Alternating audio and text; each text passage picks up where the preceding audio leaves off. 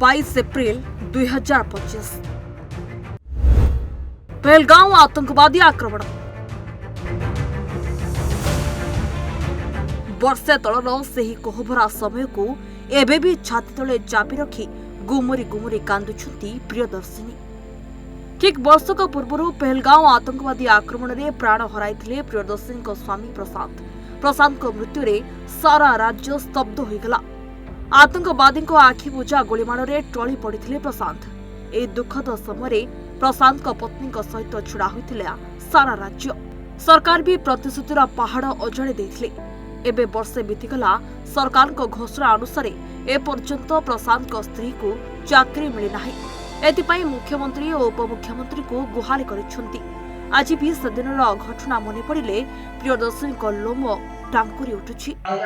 सेतेबेले जो हमर घटना घटी थिला निजे मुख्यमंत्री सर भी आसीथिले हमर स्वामी को बहुत माने सम्मान देइथिले। सेतेले जो प्रतिश्रुति देइथिले जे हमर माने आर्थिक सहायता देबे, सरकारी चाकरी देबे आ पिलार पढ़ा कथा बुझिबे बोली आर्थिक सहायता मिली छि, किंतु एपर्यंत सरकारी चाकरी जो देबे बोली कहिथिले मिली पारि नाही।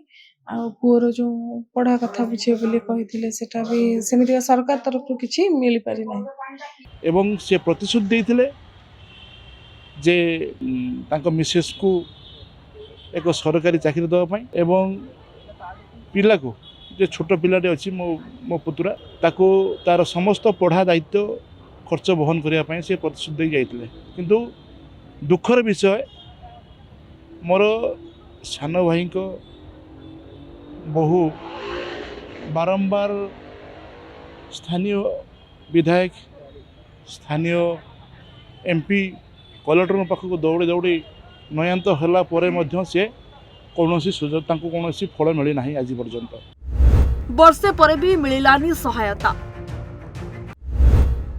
धाई धाई निराश लेनी प्रशांत को पत्नी।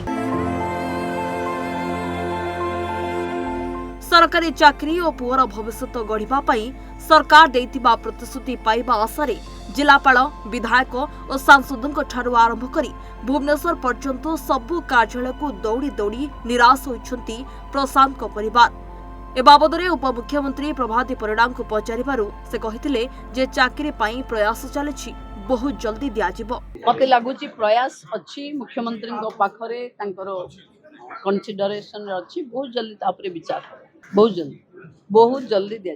एबे देखिबा बाकी रहिला सरकार देइथिबा प्रतिश्रुति केबे पूरण करूछंती। बालेश्वरु कंजुमणी स्वाईं को रिपोर्ट, फोकस प्लस।